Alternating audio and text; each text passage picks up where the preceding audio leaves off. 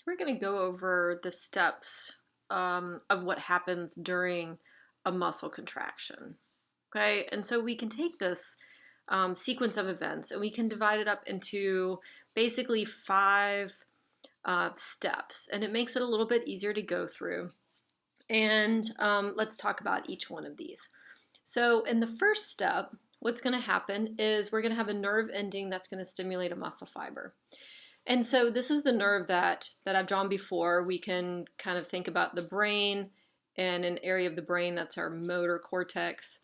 And that neuron's going to travel all the way down our spinal cord and then exit, at a particular level and travel to a skeletal muscle that it's going to innervate. Now, this is going to be our somatic motor nerve. That's kind of what we name that. Somatic means body, motor because it's innervating muscle. And we know that the axon of each motor neuron divides when it enters the muscle, and so that axon is actually going to, branch out and innervate different muscle fibers. So each individual muscle fiber is going to have a little branch of that axon that's innervating it to tell it what to do. We know that that creates a kind of a junction between the two. So like this area here between the end of the motor nerve and the muscle fiber is going to be our motor end plate.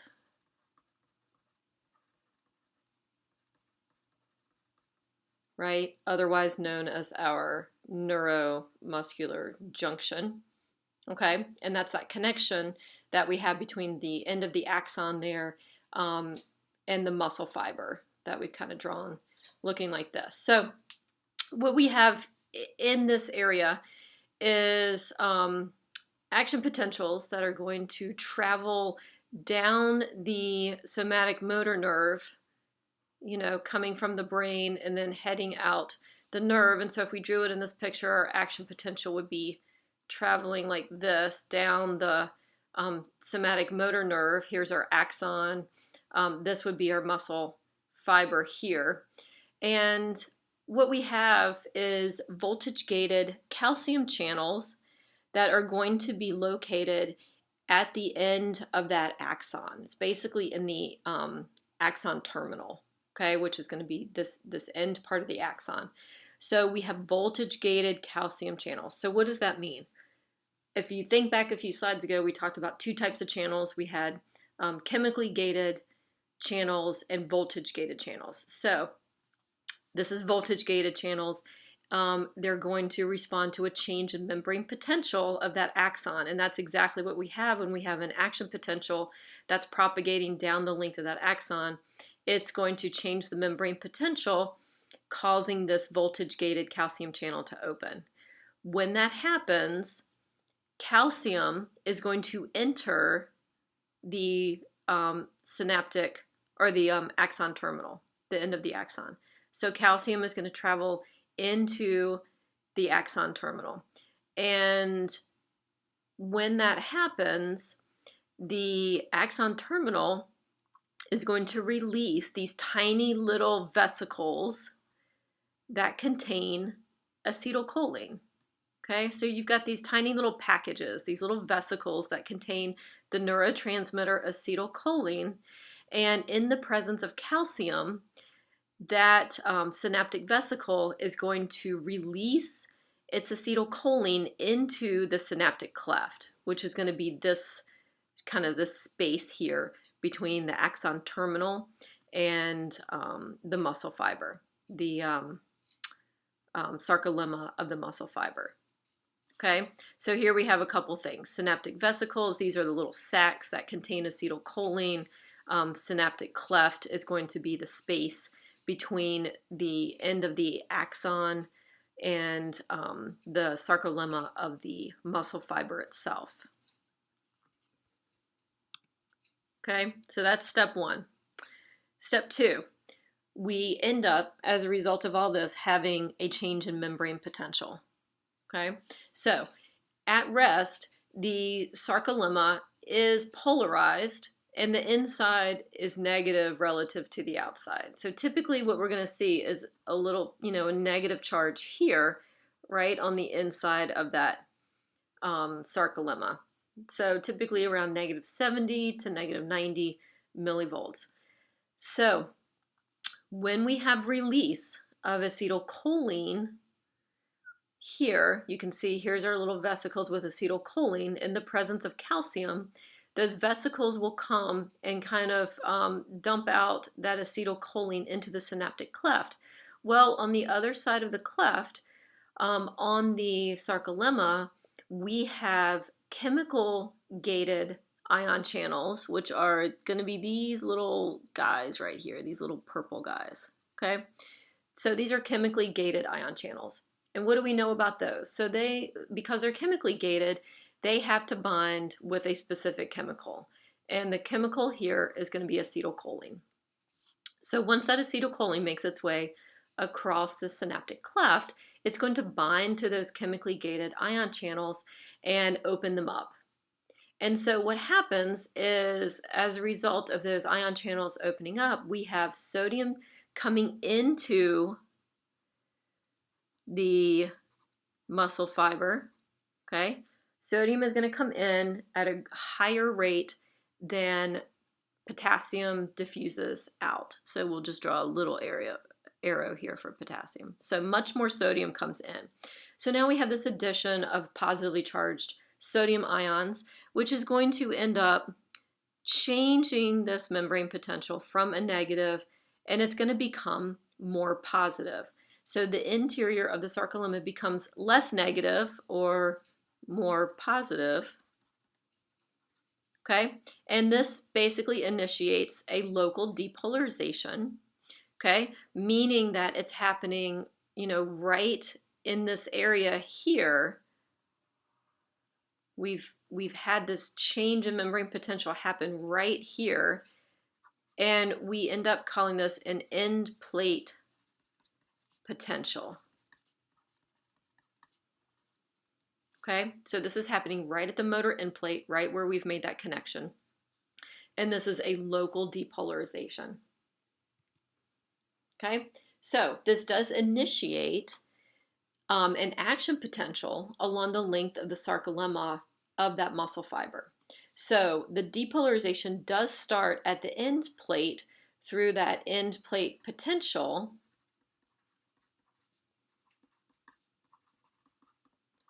But what ends up happening is that it spreads along the sarcolemma through voltage-gated sodium channels.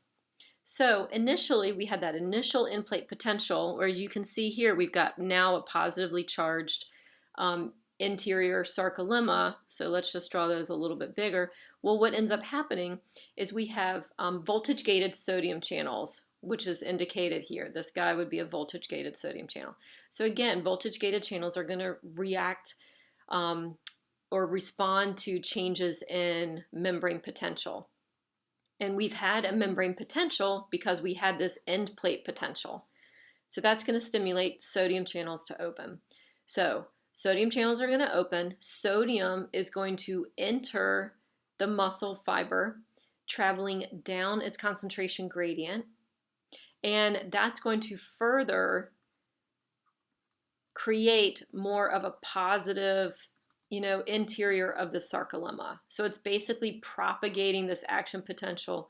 It's going to travel along because we've got here a voltage-gated sodium channel here. Maybe we would have another one here. So sodium is going to move in. And then if we kind of extend this on out, we would have another voltage-gated sodium channel here. Sodium's going to travel in response to that change in membrane potential. That's going to further add even more positively charged ions. That's going to propagate that action potential. So it's going to travel this way. It's also traveling this way too. It actually goes in both directions. So, but that's how that action potential is going to propagate along the sarcolemma.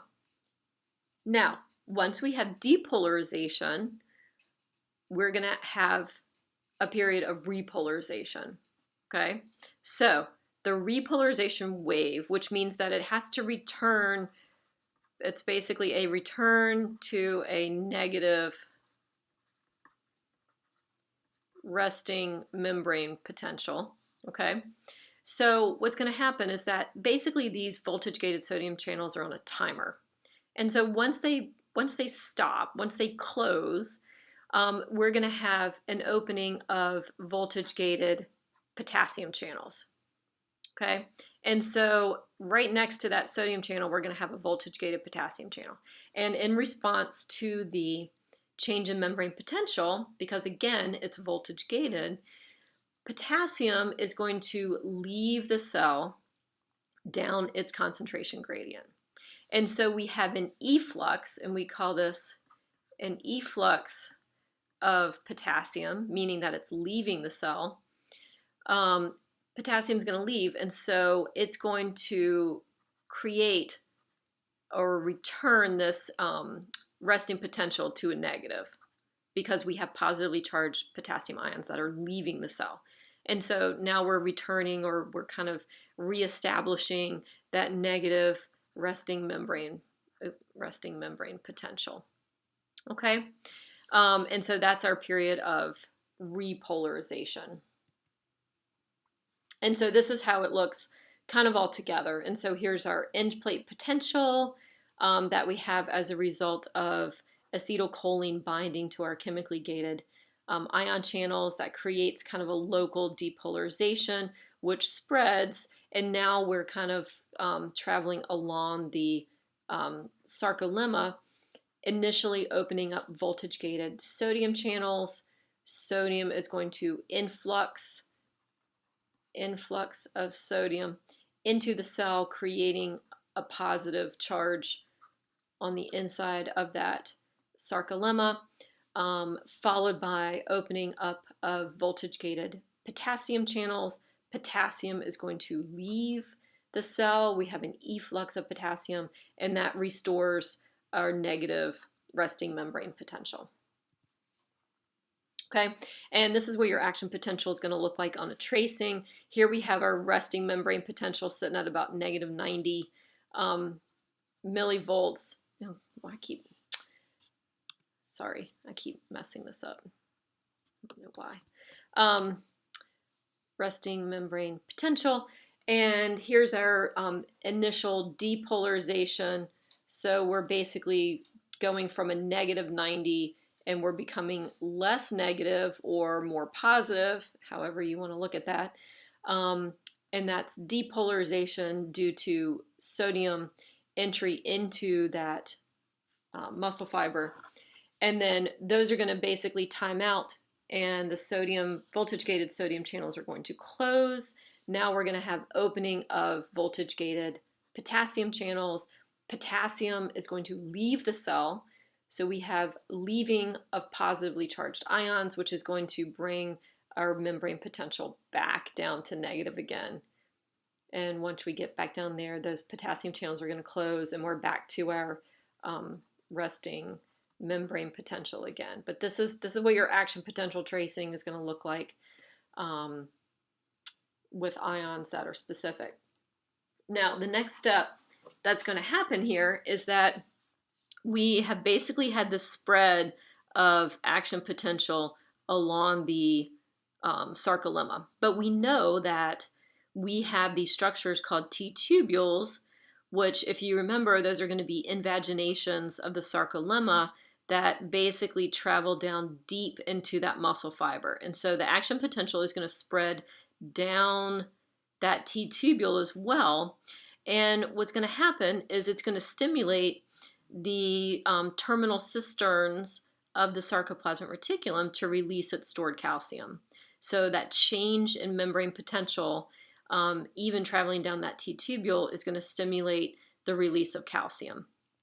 So now we have calcium that has been released into the interior of the muscle fiber. So we need 2 calcium ions to bind to troponin. Remember, we had those 2 regulatory proteins. So we had troponin and tropomyosin that are both on actin, right? And those were Troponin and tropomyosin were both what we call regulatory proteins. And basically what happens here is we need two calcium ions that are going to bind to troponin, and that changes the shape of troponin. It undergoes a conformational change, and it moves the tropomyosin block from the actin binding sites. So now those binding sites are exposed, and the myosin heads can form cross bridges with them. So at this point, we're going to have the sliding part happen where we have shortening, of the sarcomeres. Maybe here's our Z line. And so we're going to have a shortening of our sarcomeres. It's going to bring those sarcomeres closer together. And that's how the whole process happens. And we call this is important too, we call this excitation, contraction, coupling. So the excitation is basically the action potential, that's traveled down that somatic motor nerve, creating that end-plate potential, traveling along the sarcolemma and then down the T-tubules. And then as a result of the release of calcium from the sarcoplasmic reticulum, we get binding to troponin, and then that contraction actually happens. Okay, so we're able to form cross bridges, but actually what's kind of interesting is that to detach the cross bridge actually requires energy. So the actual cross bridge formation doesn't require ATP, but in order to detach the myosin head from the active site on actin, it actually requires ATP, requires energy. So it's kind of interesting because this is what happens when you have rigor mortis, when you have that time period after death, when muscles get very rigid. This is why this happens. So about 3 to 4 hours after death, muscles start to become a little bit stiff. Really at about 12 hours post-mortem, you have kind of this peak of rigor mortis where you have cross-bridge formation that occurs because you have calcium that's left in the extracellular fluid and even gets released from the sarcoplasmic reticulum, but you are no longer generating ATP to break the cross bridges. So you end up having cross bridge formation, but we can't detach, and that creates rigidity in the muscles.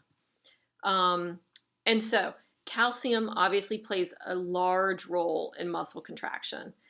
And, we see this in a couple different places. We needed to have calcium. If I can just back up here, we had to have calcium here, right? So this is one place where calcium is really important here. We had to have calcium at the motor end plate in order for the axon to release acetylcholine. So in the presence of calcium, right? Super important there. And then also calcium is super important here. So this was also very important. So calcium obviously plays a large role in muscle contraction. So if we don't have enough calcium, then we don't get muscle contractions. But if we do, then we have calcium. Remember, two calcium ions are going to bind to troponin. Troponin is then going to move tropomyosin to expose those active sites, and we can get muscle contraction. When we no longer have stimulation, when we no longer have that somatic motor nerve that's generating the action potential, then calcium, any excess calcium that is in the intracellular fluid of the muscle fiber basically gets pumped back into the sarcoplasmic reticulum. We don't want that calcium just hanging around. So it actually gets pumped back into the sarcoplasmic reticulum, and that ends the contraction.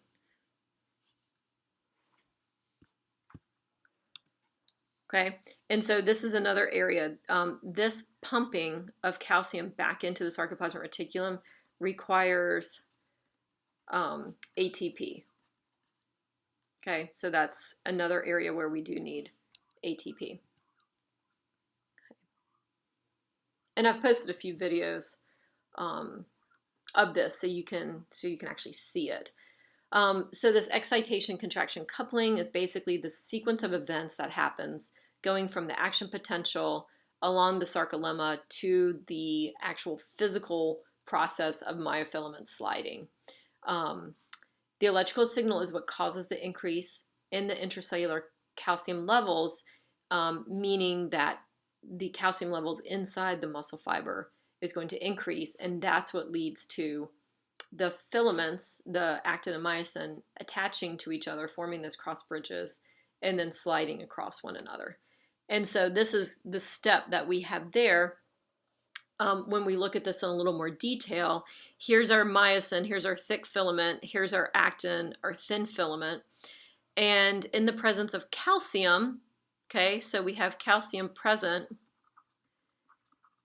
and two are going to bind to troponin, which is then going to move tropomyosin out of the way, and we expose those binding sites. So that myosin head is going to attach or form a cross bridge to the binding site on actin. Now, we have what's called the power stroke. So ADP and inorganic phosphate are going to be released from the myosin head, and that causes the myosin head to kind of pivot. So it went from this position up here to this position here. And in doing that, it's basically going to pull that actin thread across. It's kind of like a ratchet. So it's going to pull it across the myosin. Okay, so at this point, we have myosin head that's bound to actin, and it can't release until we add another ATP. And so this is what I was talking about before. When you add ATP, now the myosin head can detach from the actin. Okay. So ATP is added, that causes detachment of the cross bridge. Now, what happens is that ATP is hydrolyzed into ADP and inorganic phosphate. And this makes the head of the myosin, basically, it returns to what we call a cocked position. It's ready to bind to the active site on myosin. And when it does that, it's kind of in this high energy state, and it allows for that binding to occur. Okay, and so this is going to continue to be repeated over and over again as long as we have, we'll say this is repeated, as long as we have ATP present, because we need that here, and we have calcium present because we need that here. Okay, so repeat it as long as ATP and calcium are present. Okay, so there's our two very important things. Okay, all right, so motor unit. Basically, if we look at a motor unit, we've talked about the somatic motor nerve traveling down, from the brain, down the spinal cord, and then out and innervating an actual, muscle fiber. A motor unit is defined as one somatic motor nerve and all the muscle fibers it innervates. So innervate basically means to supply with a nerve. Okay, it means that it has a nerve supply and it can be told what to do. Okay, so remember how we said that one axon is going to come down and it's going to divide into some different branches, and each one of those branches is going to innervate a different muscle fiber. Yeah, so this whole thing is going to be one motor unit. Okay, and we have different types of motor units.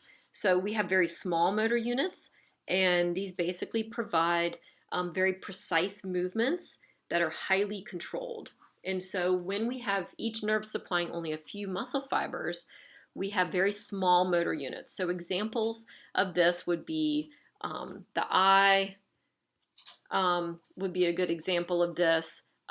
Fingers have very small motor units. So basically, anytime that you need very precise movements, we're going to have very small motor units because they're able to be controlled. So small motor units lead to very precise movements. Okay. On the flip side of things, we can have large motor units. So we can have one somatic motor nerve, that's traveling and supplying thousands of muscle fibers. Okay. And so what we see in that case is that this is very gross motor control. Okay. So this is not precise. Not precise. This is basically very gross motor control. So think about large muscles like gastrocnemius, think about glutes, think about quads. All of these muscles are large muscles. They are built for power. They're not really built for precision. And so they're going to have large motor units with lots and lots of muscle fibers. Okay, so muscle twitch. When we have activation of a motor unit, we call it a muscle twitch. And so this is a motor unit's response to a single action potential of its somatic motor neuron. So we've had one, action potential traveling down. It's going to innervate that muscle cell, and it's going to create basically one twitch or one quick contraction, and then it's done. Okay, so this is muscle fibers contracting quickly and then relaxing, and this creates quick jerky movements, and this is not really typically the way that we move, but we'll talk about that in a minute. But this is basically what we see here. Here's our stimulus here. We're going to stimulate that muscle fiber through an action potential along its motor neuron, and it's going to generate tension. It's going to contract, and then it's going to relax. Okay, and so that's basically one stimulation, one action potential, bam, one contraction, and then it's done. Okay, there's 3 phases of muscle twitch. So if you look at muscle twitch, we have what's called the latent period, where we've had stimulation. So here's our point of stimulation here. So here's basically that action potential traveling down and stimulating that muscle fiber. Stimulation has occurred, but we haven't really generated enough tension yet. Then we start to develop cross bridges. So there's a little period of time where we call that the latent period, and we've stimulated the muscle fiber, but we haven't actually generated enough cross bridge formation to generate tension yet.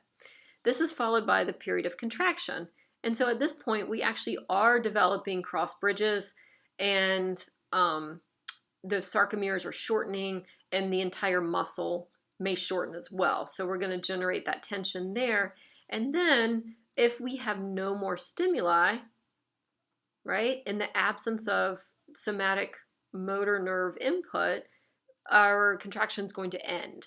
And so that's basically what we see here. So our muscle tension is going to fall back down to 0 again. That muscle is going to relax. The cross bridges detach, and calcium is going to be pumped back into the sarcoplasmic reticulum so it can be stored for the next contraction. Okay. So this is not typically what we see. We typically don't work in twitches. We don't just have one action potential with a quick muscle contraction and then it's done.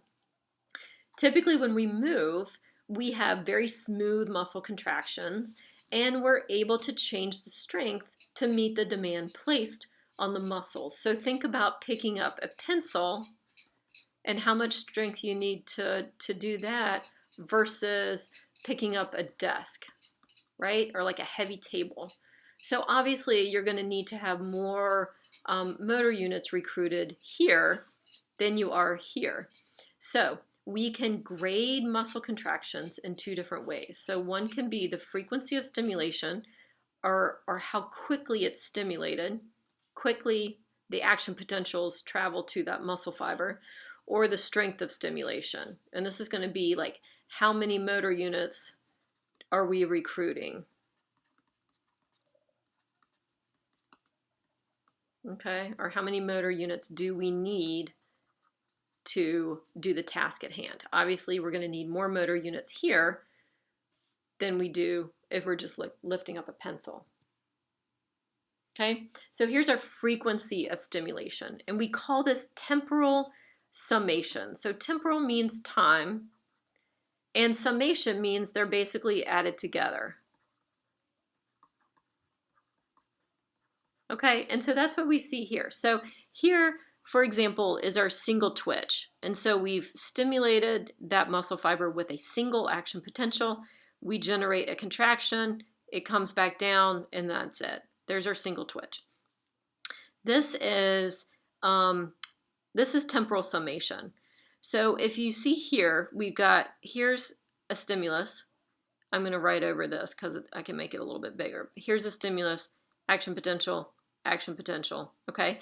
Every time we generate an action potential through activation of our somatic motor nerve, we increase the tension available in that muscle. So here's tension that's increasing, and every time we stimulate that muscle, it creates more tension. We stimulate it again, it creates more tension. Again, it creates more tension. Okay? This is how we're able to basically recruit a higher level of tension with each stimulus that we apply to that muscle fiber. So it's basically like each contraction is going to build on the one before it. Okay, so what happens with temporal summation is that the second contraction, so let's say here, happens before relaxation from the first contraction. Okay, so this muscle twitch didn't have fully time to come all the way down and relax before it got stimulated again. Okay, so we have a continued increase in intracellular calcium because every time we have a stimulus, we're going to release calcium from that sarcoplasmic reticulum, and that increased calcium is going to allow binding of actin and myosin. The second twitch is going to be stronger than the first, so this is our summation. Each time we twitch, it gets stronger and stronger. The muscle is already partially contracted, and then we add even more calcium. And this causes our contractions to summate, or basically they add together. Okay? They add together to create a stronger contraction. So we can also take this and we can end up with what's called tetany.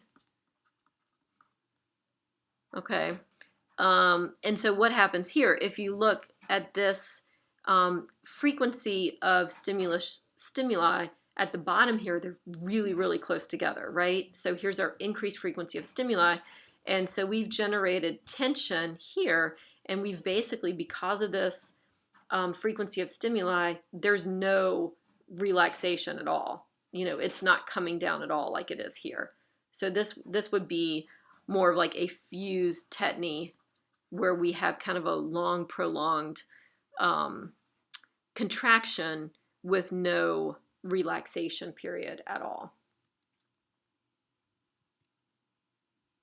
Okay, and then here is strength of stimulation. So we can recruit based on how many motor units we are recruiting. So basically what happens here is if our stimulus is underneath our threshold. So here's our threshold for stimulus. Okay, it has to be at least this much of a stimulus in order to get a contraction. So look at these guys. That's a very little stimulus. Here's a very small stimulus. It's not even enough. It doesn't even reach threshold. So therefore we get no fibers, no motor units that are being recruited. We don't generate any tension. Okay. Now, if you look at these guys, Here we are right at stimulus, or sorry, right at threshold, right above threshold, you know, increasing amounts of stimuli. With increasing amounts of stimuli, we are going to recruit increasing numbers of motor units, and we are going to generate increased amounts of tension. Right? Then here's our maximal stimulus. So what this means is that if you pass this maximal stimulus, you've already recruited all your motor units. You're not going to get any more motor units recruited because they're all already being recruited. And so that's what we see here. We've got maximum recruitment of motor units here. And as you can see, you can stimulate it even more, but there's nothing's going to change. You're already at your maximum. Okay? So at maximal stimulus, all of the muscles' motor units are being recruited, and that's about as high as you can go with that. And so that's talking about strength of stimulation. Your stimulus has to be strong enough in order to meet the minimum threshold so that you get recruitment of motor units like you see here. And this is basically just walking you through that in a little different format. We also have changes in strength of stimulation, and this is our size principle. And so this is basically talking about lifting the pencil versus the desk. Okay, so basically we recruit muscles in a very specific way. And so we recruit motor units with the smallest number of muscle fibers first. Okay, so here we have, when we stimulate muscles, motor units with the smallest number of muscle fibers are going to be recruited first, because we may be just lifting a pencil and maybe that's all we need. Then, if we continue to stimulate, we are going to recruit motor units with more muscle fibers. Okay, and this is going to result in an increased in tension that we're able to generate, okay, or an increased contractile strength. So if we start off lifting our desk and we think it's not that heavy, and then as we start to try to lift it, we realize that it's a lot heavier than we thought, we are going to be recruiting more and more motor units so that we'll be able to lift the desk. And that's how we call this the size principle. So as a result, the larger the motor unit, the less excitable it is. Because basically, this is generating a lot of tension. This is a lot of contractile strength, okay? We don't need that if we're just lifting a pencil. So these guys are only going to be activated when the most powerful contraction is necessary. So basically, we're going to recruit to meet demand, that we place on those muscles. So if we're only lifting a pencil, we're only going to recruit very small motor units. If we're lifting something much heavier, now we're going to recruit much larger motor units so that we can meet demand. And what's interesting here is that motor units are recruited asynchronously. And so what does that mean? It means that within a given muscle, some motor units are contracting, other motor units are relaxing.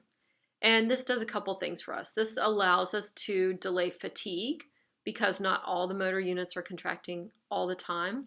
And this also allows us to move smoothly because we're able to contract only the motor units that we need to meet the demands that we have at that point in time. And then once those motor units become fatigued, other motor units can step in and do the job too.